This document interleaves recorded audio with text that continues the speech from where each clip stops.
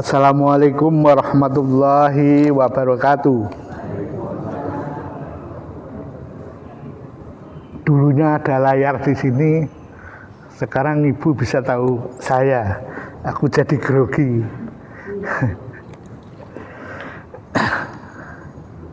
Kali ini kita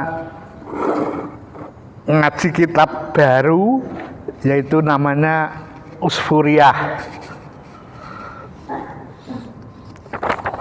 Buku kitab ini termasuk kitab klasik seperti yang ngaji kitab dulu namanya Mashoihul Ibad. Ini biasa dingajikan atau ditampilkan di pondok-pondok pesantren, terutama yang pondok salafiyah ya, pondok pesantren salafiyah. Seperti di Jawa Barat itu pesantrennya, seperti di Tasikmalaya, lupa namanya. Lalu di Jawa Tengah banyak, Kaliwungu, Kendal, kemudian Jawa Timur itu banyak. Asal saya Jawa Timur, Pondok Jombang, Pondok Tebu Ireng, Pondok Kediri, dan di Rembang juga banyak itu yang mengajarkan kitab seni. Bahkan kitab ini sudah go internasional ya, seperti di daerah Afrika itu juga ada diajarkan seperti ini. Kitab seperti ini bukan ajarkan ya, dingajikan, karena di dalam pondok pesantren ini tidak termasuk mata pelajaran yang harus diikuti. Ini ekstrakurikuler tambahan. Seperti di Afrika, Somalia, Mesir, Sudan juga ada ajaran seperti kitab seperti ini. Jadi tidak didominasi orang-orang Indonesia.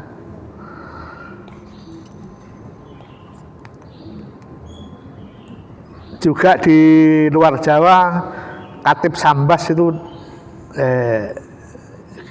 Syekh, pondok pesantrennya Syekh Khatib Sambas di Kalimantan Barat juga pesantren klasik atau salafiyah.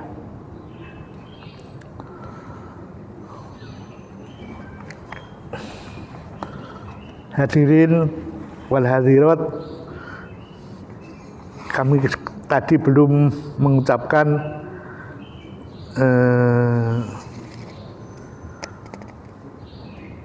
wassalatu wassalamu ala asrofil anbiya'i wal mursalin wa ala alihi wa sahbihi ajma'in, amma ba'du.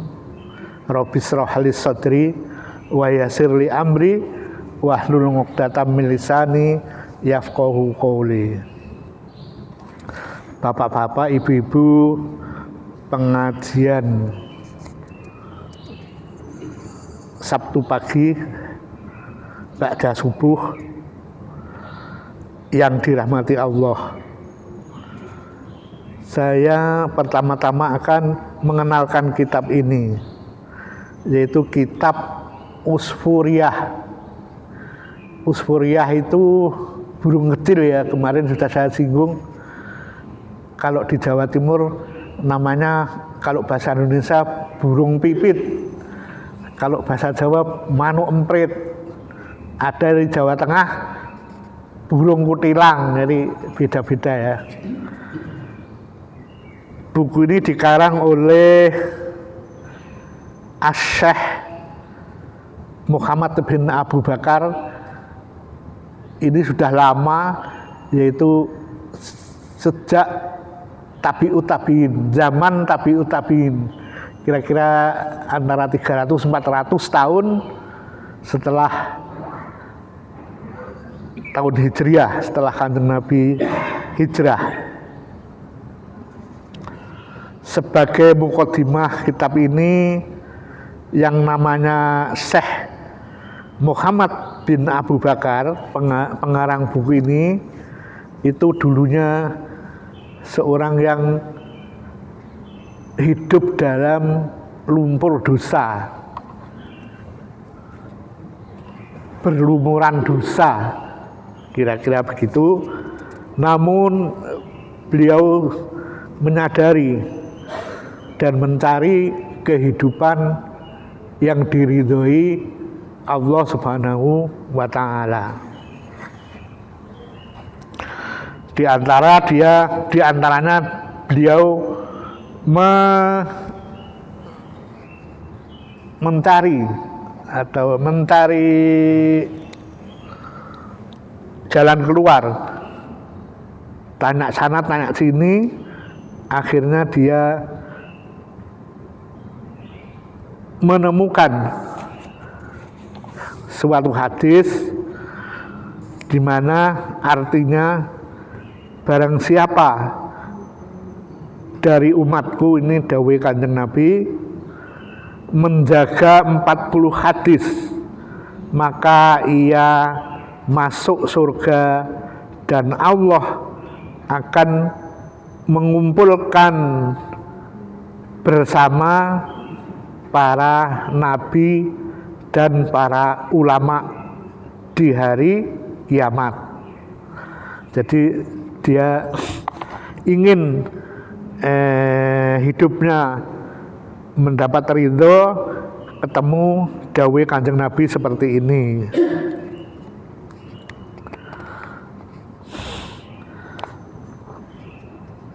Jadi kita tidak usah repot-repot seperti kelakuan Syekh Abu Bakar ini, Muhammad bin Abu Bakar. Kita rujuk hadis ini, 40 hadis ini disertai dengan cerita-ceritanya.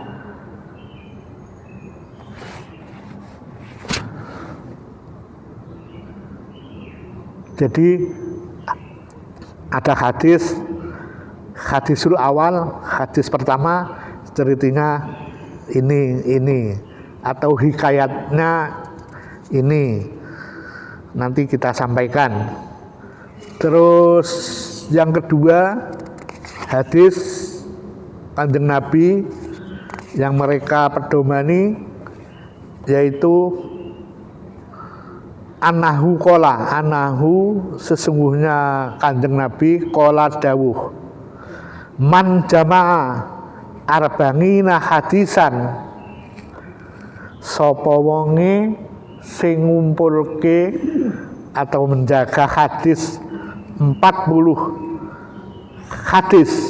Nah, ini mengulangi pelajarannya Pak Tri. Ini kemarin disinggung namanya tamziz ya. Tamziz itu selalu berhubungan dengan angka arba'ina, itu 40. Apanya yang 40? Hadisan, hadis itu sebagai tamziz, selalu dibaca nasab. Tentu ingat kemarin baru disinggung bil asnadi biasnida al mutasilah, dengan sanad yang nyambung ilan Nabi alaihi salam, nyambung ke Kanjeng Nabi Muhammad sallallahu alaihi wasallam. Jadi hadis 40 hadis ini hadis sahih, artinya gitulah. Itu sebagai kesimpulan dari mukadimah kitab ini. Kitab Usfuriyah, bisa dikatakan kitab kasih sayang. Jadi kita bicara kasih sayang nanti.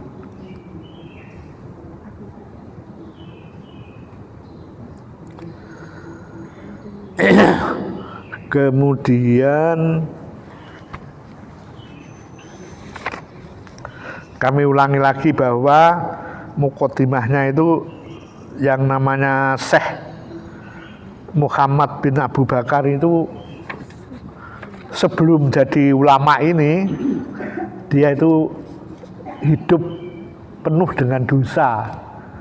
Dengan kesadarannya dia mencari hidup keridhaan Allah, dan beliau mendapatkan hadis yang telah saya bacakan tadi. Kami ulangi. Yang pertama, Kanjeng Nabi dawuh, barang siapa dari umatku menjaga 40 hadis, maka ia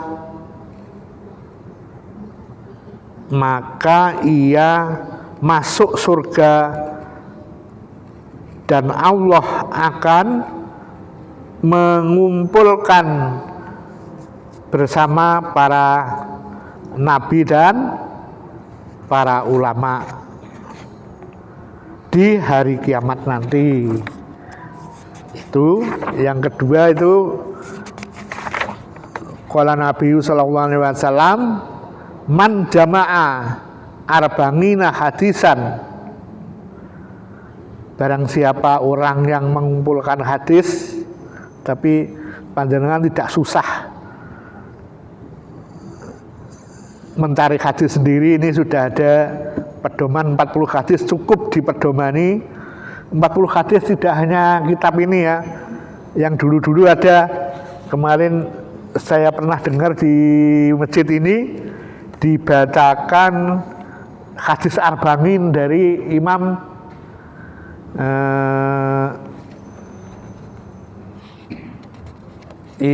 Nawawi Al-Bantani.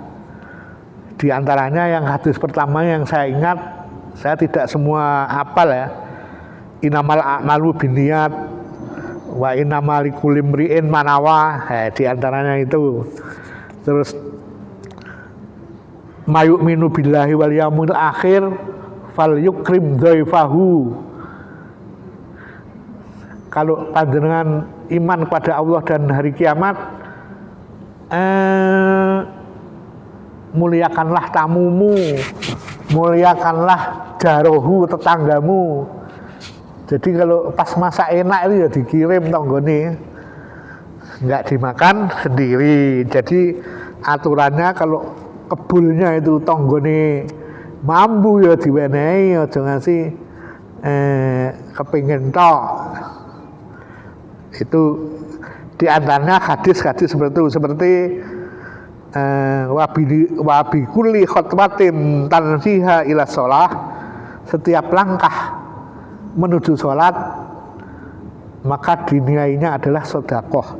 Jadi panjenengan sami yang jalan itu setiap langkah itu dapat nilai sedekah. Itu hadis yang lama ya, cerita yang lama. Itu juga 40 hadis. Sambangan boleh, panjenengan boleh, bapak-bapak ibu berpedoman pada 40 hadis Imam Nawawi Al-Bantani. Tapi di sini juga ada 40 hadis, namun istimewanya kitab ini disertai ceritanya yang berhubungan dengan substansi daripada hadis itu. Mas Takim drink.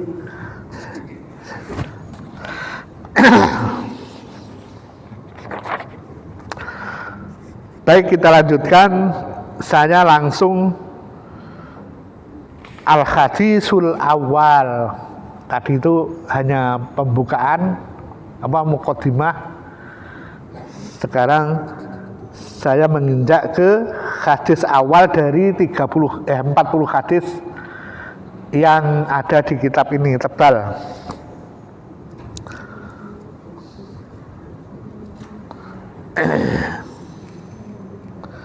Hadisnya berbunyi, ngan Abdillah ibni Umar radhiyallahu taala anhuma, dari Abdullah bin Umar, anak Umar ini kelakuannya aneh.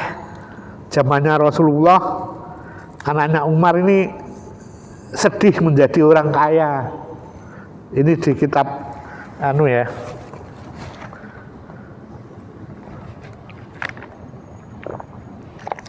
Ihya Ulumuddin di bab tasawuf. Saya sedih lantaran tidak tergolong orang miskin. Nah, ini cukup menggelikan. Zaman Rasulullah yang namanya Ibnu Umar ini sedih, susah lantaran tidak tergolong orang miskin. Sekarang apa ada orang seperti itu? Pasti ngomongnya, aku sedih lantaran tidak tergolong anaknya presiden atau anaknya orang kaya. Kalau sekarang, kalau zaman Rasulullah, kenapa begitu? Karena begitu tingginya Rasulullah menghormati orang miskin. Itu cerita-cerita di kitab Ihya tentang Abdullah anak Umar ini yang meriwayatkan hadis ini. Kami ulangi, Abdullah bin Umar, dari Abdullah bin Umar radhiyallahu mugi paring ridho sapa Allah Gusti Allah taala nganhuma dumateng beliau berdua, Abdullah dan Umar. Qala, berkata sapa Abdullah, qala dawuh sapa Kanjeng Nabi Rasulullah sallallahu alaihi wasallam, dawuh piye? Ar-rahimuna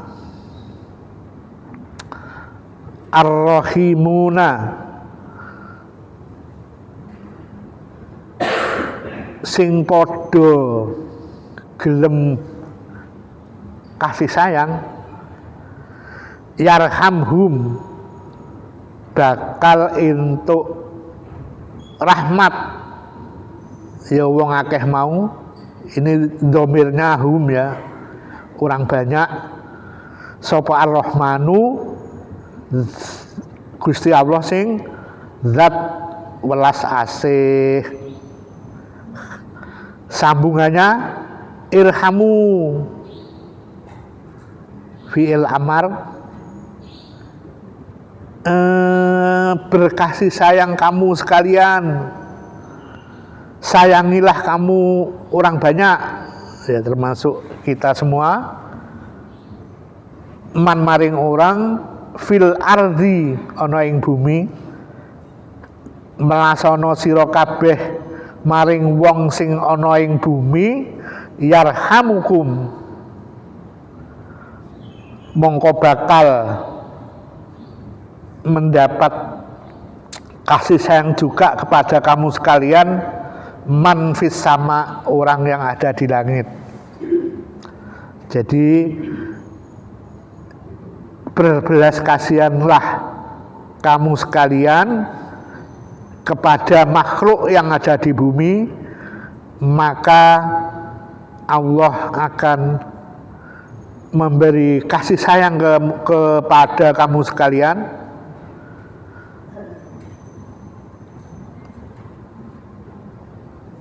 Mangfis sama maksudnya Gusti Allah, yaitu orang-orang yang ada di langit. Kami ulangi lagi, ke translate ke bahasa Indonesia, berbelas kasihanlah kamu kepada sesuatu yang ada di bumi, maka Allah akan mengasihi, maka akan mengasihi kepada kamu sekalian orang yang ada di langit, maksudnya Gusti Allah. Kemudian hadisnya ya hanya itu, hanya pendek. Irhamu mang fil ardi yarhamukum mang fis sama. Ini ada dua versi ya, karena ini kitab tidak ada harokatnya. Ada yang dibaca yarhamkum, ada jadi mimnya itu dijazmkan, dimatikan. Ada yang dihidupkan, dirofa, yaitu yarhamukum. Nah, irhamu man fil ardi yarhamkum, itu ada juga dirofakan yarhamukum. Nah, ini dua versi cara membacanya. Kalau yarhamkum itu jawaban dari irhamu, maka jawabannya yarhamkum. Tapi yang berpendapat yarhamukum didomahkan itu karena kalimat yarhamu itu ada di doa Kanjeng Nabi. Padahal doa Kanjeng Nabi itu ghairu mardudin, ora tertolak. Jadi saya lebih senang memakai yarhamukum man fil sama. Irhamu man fil ardi yarhamukum man fis sama. Ini hadisnya cuma ini saja. Tapi yang dawa ceritane, ini sekarang kita menginjak ke cerita atau hikayat. Ini ada dua cerita dalam yang sehubungan dengan substansi hadis awal ini. Yang pertama, al-khubaru utawi cerita bitamamihi. Saya itu kalau enggak baca pakai bahasa Jawa itu kurang marem ya, langsung di bahasa Indonesiakan. Kalau ini langsung tahu maksudnya apa. Al-khubaru utawi hikayat, cerita bitamamihi, dengan sempurnanya cerita itu fi maufiqoti, di dalam kesesuaiannya hadzal hadisi ing ikilah hadis iku hikayat ngan ngumari sangka Umar radhiyallahu taala, mugi Gusti Allah paring ridho dumateng Umar. Karena ono sapa Umar yamsi melaku fi sakakil Madinah, di jalan raya Madinah. Ini menurut yang saya pikir itu ya di Madinah. Bagi yang haji tahu ya, di Madinah ya, di jalan raya Madinah. Faro'a mongko weruh sapa Umar asibyan, bocah kecil, bocah cilik. Umar tahu ada bocah kecil, karena ono sapa sibyan fi yadihi ing dalem tangane sibyan apa ngusfurun, manuk kecil.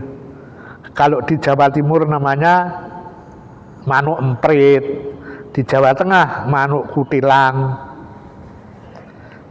Tapi selanjutnya saya akan ngomong manuk emprit, burung pit.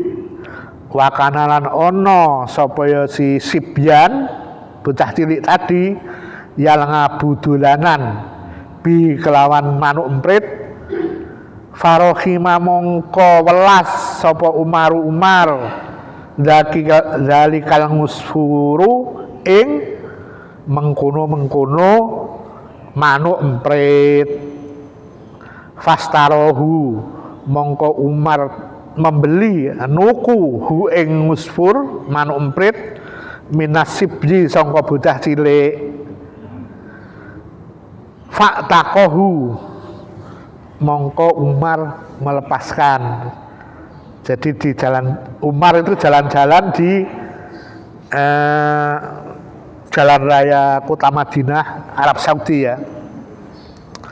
Lalu Umar itu ngerti ono bocah cilik kelompok anak kecil dolanan manuk kecil, manuk emprit tadi.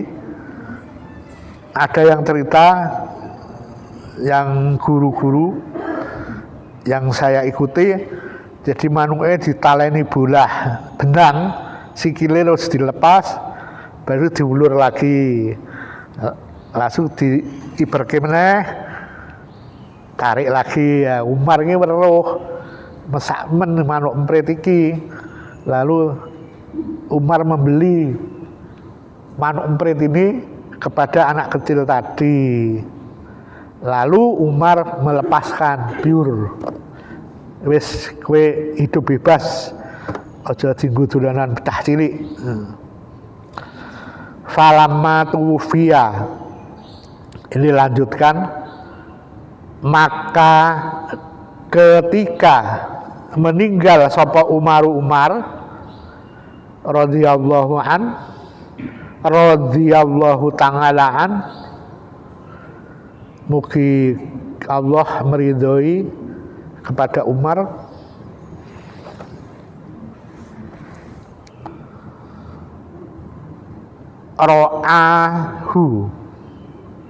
ro'a weruh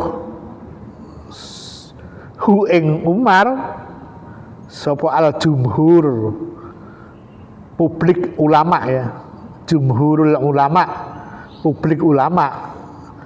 Soalnya orang yang enggak ulama, yang enggak iman kuat, ini tidak akan mimpi fil manami ing dalam tidurnya. Jadi jumhur ulama, publik ulama itu bermimpi melihat Umar saat tidurnya. Fasa'aluhu, mongko jumhur ulama tadi, ini jamak ya, fasa'aluhu, mongko takon sapa jumhur ulama hu ing Umar ngan khalihi, atas kejadian itu. Jumhur ulama mimpi ketika Umar wafat, meninggal dunia. Jumhur ulama itu ngimpi meruh Umar, kok saja happy, senang. Kenapa? Jadi dalam mimpinya itu kelihatan Umar itu bergembiranya. Lalu mereka jumhur ulama bertanya, faqalu, mongko jumhur ulama tadi, publik ulama tadi bertanya, ma fa'alallahu laka, apa sing dikerdakne Gusti Allah bika maring sira wahai Umar. Basa ya, dari nopo sing dikerdaki Gusti Allah dumateng panjenengan, kok panjenengan kelihatan enjoy, happy, senang. Kala mongko dawuh sapa Umar, ghafaroli, Gusti Allah wis ngapura ing sira, ing aku, li, jadi domirnya aku, watajawazu, lan mengampuni ngani maring aku. Jadi gembiranya itu karena Gusti Allah wis ngampuni karo Umar lan memaafkan kepada Umar.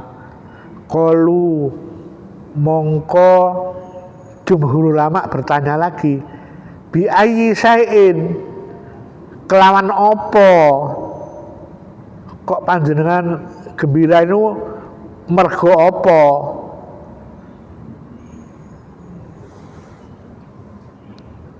Bijudika, apa mergo dermawan panjenengan wa bingatlika utawa karena adil panjenengan au zuhdika utawi zuhud panjenengan. Jadi jumhur ulama itu bertanya, apa karena sama Umar, apa karena kedermawanmu Gusti Allah paring ngapura mau, au bingadlika utawa karena keadilanmu, karena Umar ini seorang khulafaur rasyidin ya, pemimpin Islam setelah Nabi. Au bizuhdika utawa atau dari zuhute panjenengan. Zuhudnya Umar itu pada saat Umar itu menjadi pimpinan orang Islam, khulafaur rasyidin, pemimpin Islam, itu menang perang di luar Arab lah.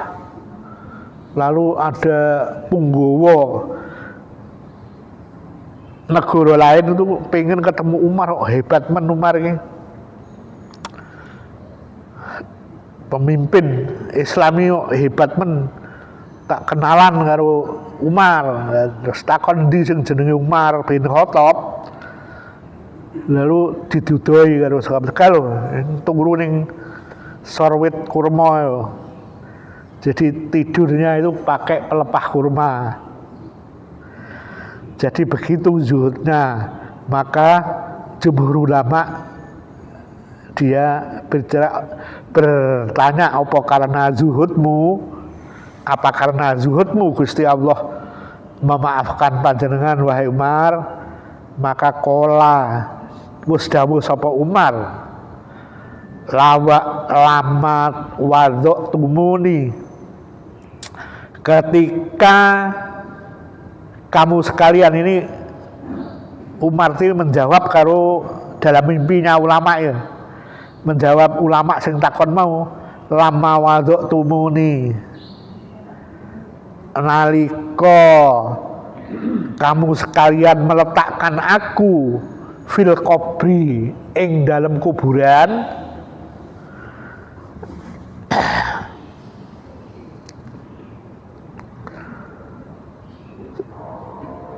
nah satar tumuni, kemudian kamu sekalian mengubur saya ya pakai tanah itu dipendem, wasatar tumuni, dan kamu sekalian menimbun saya dalam kuburan biturabi kelawan tanah, watarok tumuni, lan kamu sekalian meninggalkan aku wahidan sendirian di dalam kubur, fatakhola mongko mlebu ngalaya kepadaku malakani malaikat loro, muhibani yang keduanya menakutkan. Jadi ceritanya Umar ini setelah alin jawab karo ulama tadi, setelah kamu meletakkan aku di kuburan dan kamu menguburkan aku dengan tanah dan kamu meninggalkan aku sendirian di dalam kuburan sendirian, maka masuklah kepadaku malakani malaikat loro, muhibani yang menakutkan, toro melayang-layang akalku. Jadi akalnya itu melayang-layang saking takutnya. Wa'ar tangit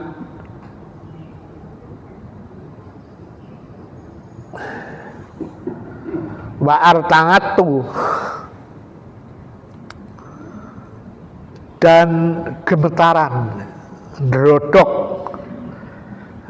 bergetar-getar, mafasili, tulang-tulangku, min hibati hima mergo sangka wediku karo malaikat loro mau. Wa akhodani, lan malaikat loro tadi memegang saya,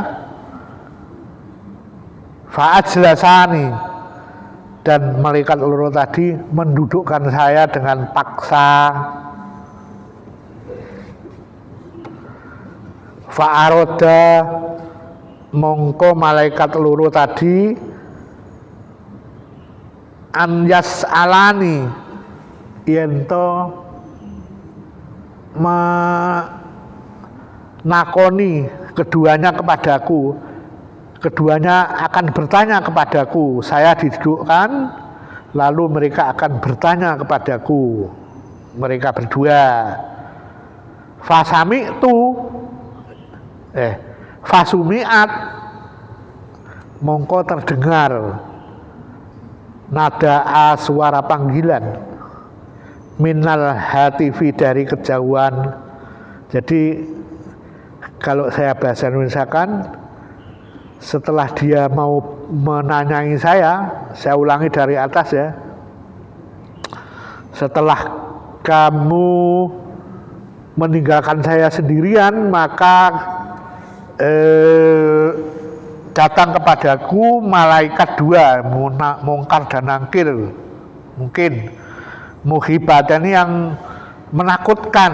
Maka saya sampai melayang-layang akal saya, wartangat tulan gemetaran tulang-tulangku karena takutnya kepada malaikat loro tadi. Dan mereka berdua memegang saya dan memaksa duduk saya.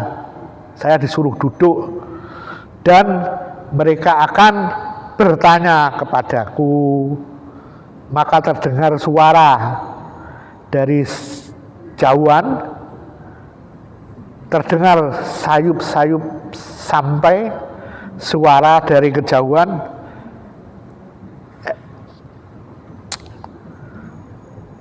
utruka, tinggalkan berdua, apa? Hei malaikat loro ngaliyo, tinggalkan ngibadi kawulaku.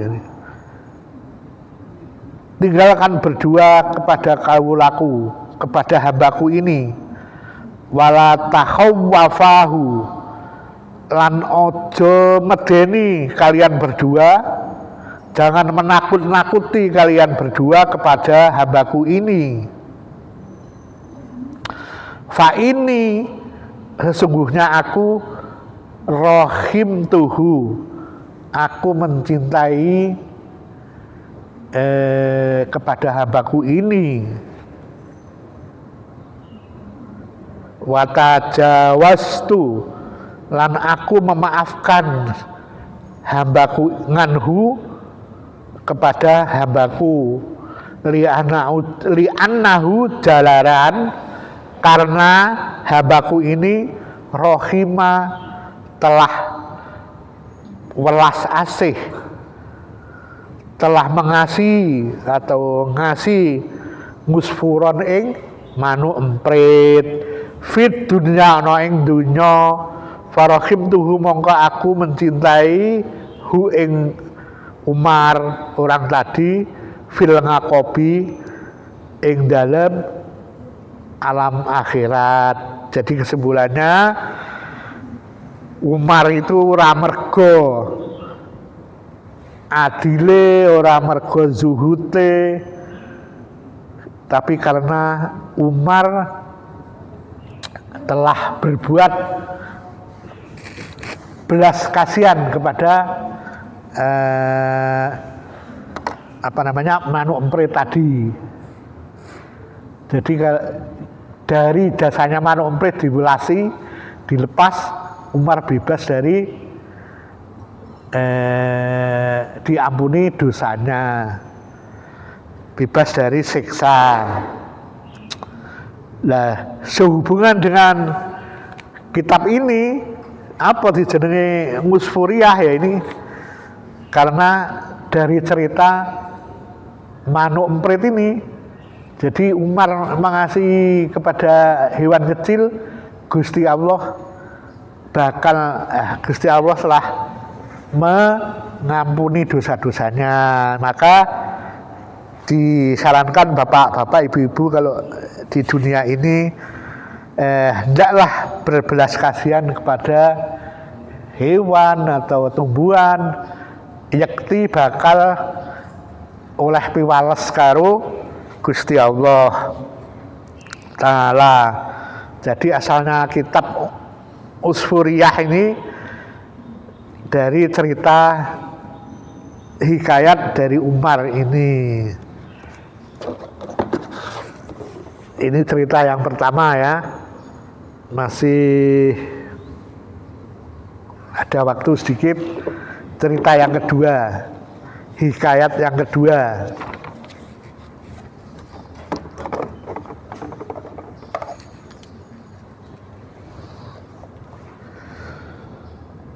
Hikayatul ukhra, cerita sing lain, kana ana sapa ngibadun kawula fi Bani Israil, dari Bani Israil, maro lewat sapa ibad ngabid ngala kasibin ing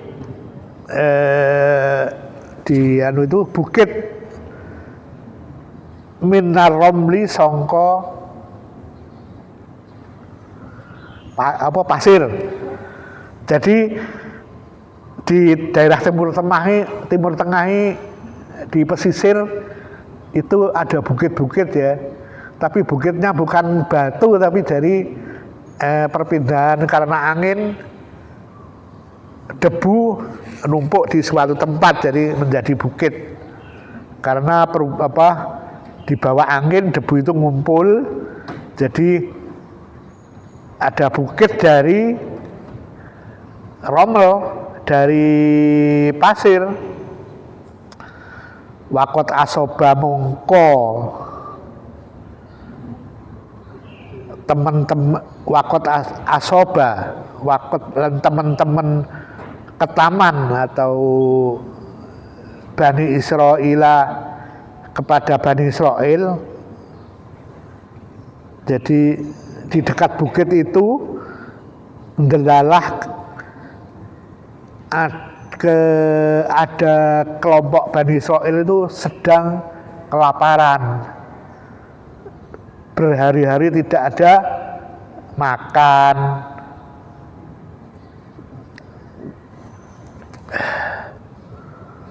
Terus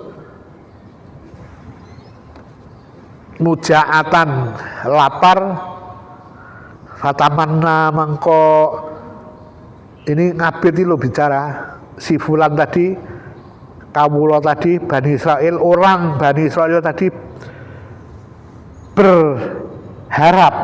berharap fi nafsihi yang dalam dirinya sendiri, batin, an hadza yento bukit itu, an hadza yento bukit itu laukana seandainya dakikon itu tepung dari gandum ya. Jadi artinya hamba Bani Israil tadi ngabid itu setelah melihat kampung orang Israel itu kelaparan, maka dalam batinnya itu cuma ngomong, seandainya bukit itu dari gandum,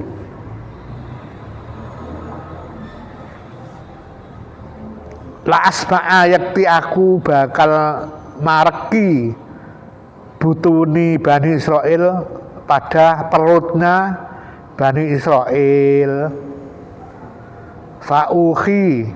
Fa'ukhia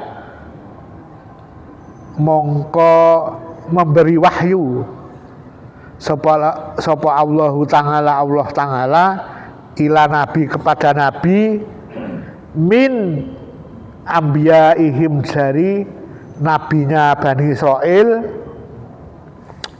Jadi ini cerita lintas sektor ya, lintas zaman. Ini ceritanya Bani Israel, padahal Bani Israel itu umatnya Nabi Musa, tapi karena ada kecocokan di dalam irhamu mang fil ardi yarhamukum mang fis sama, maka ini diangkat ceritanya itu ada kawula bangsa Israel itu sedang melewati bukit, di lingkungannya itu ada Bani Israel yang sedang kelaparan, maka dia batin berkata dalam dirinya sendiri, seandainya gunung atau bukit pasir itu tepung gandum, maka aku akan memberikan kekenyangan kepada orang Bani Israel tadi yang kelaparan.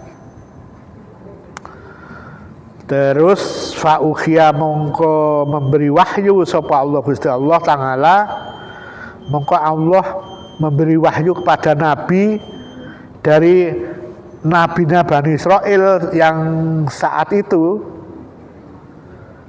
li fulana ankola yento menyampaikan fulanan kepada fulan itu ngabid tadi, orang yang batin tadi, mana fulanan. Inna Allah sa'mani Gusti Allah Ta'ala qad ujiba, teman-teman wis ngijabahi laka maring sira minal ajri sangka ganjaran malaukana dakikon, sebagaimana Anda mengatakan seandainya bukit itu dari tepung terigu, fatasodaktu, mongko aku nyodakohake bihi kelawan dakik tepung gandum, faman sapane wong rohima kang melas ngibadallah kepada hambane Allah, yarhamuhu mongko bakal melasi hu ing orang sapa Allah Ta'ala Gusti Allah Ta'ala. Fa inna dzalika sak temene mengkono abid lama rohima ketika melasi ngibadillah maring kawulane Gusti Allah biqaulihi kelawan ucapane man laukana hadza dakikon, jadi dia batin dalam ucapannya, seandainya bukit ini dari gandum, la asbanga mongko bakal marki, la asbanga yakti aku marki anasi kepada manusia, fawajada mongko oleh asawaba ganjaran kamalau fa'ala kaya dene betul-betul ngelakoni sodahke gunung tepung gandum tadi. Jadi hikayah yang kedua cuma batin dalam hatinya, seandainya bukit gandum itu, bukit pasir itu dari gandum, maka saya akan berikan pada kaum Israel, Bani Israel yang kelaparan tadi, agar perutnya kenyang, cuma batin, tapi untuk ganjaran dari Gusti Allah seperti dheweke iku si ngabid tadi betul-betul menghadiahkan gunung tepung tadi kepada yang membutuhkan. Jadi batin saja. Jadi wong sing welas asih karo walaupun dari batin itu mendapat respon dari Gusti Allah, yaitu dibalas dengan ganjaran seakan-akan fulan tadi, kawula Bani Israel tadi melakukan sedekah sak gunung tepung gandum. Itu ceritanya. Jadi ada irhamu mang fil ardi yarhamukum mang fis sama. Kuen cintailah kamu sekalian kepada sesuatu makhluk yang ada di bumi, maka makhluk yang ada di sama, di langit akan mengasihimu. Itu hadisnya kayak gitu. Maka ceritanya dua hikayat tadi, yang satu dari Umar yang ngasih manuk emprit, terus yang kedua dari Abid orang Bani Israel tadi cuma batin ning ganjarane padha karo menyodakohkan gunung dari dakik gandum kepada orang yang kelaparan, sehingga dampaknya apalagi yang betul-betul mensodakohkan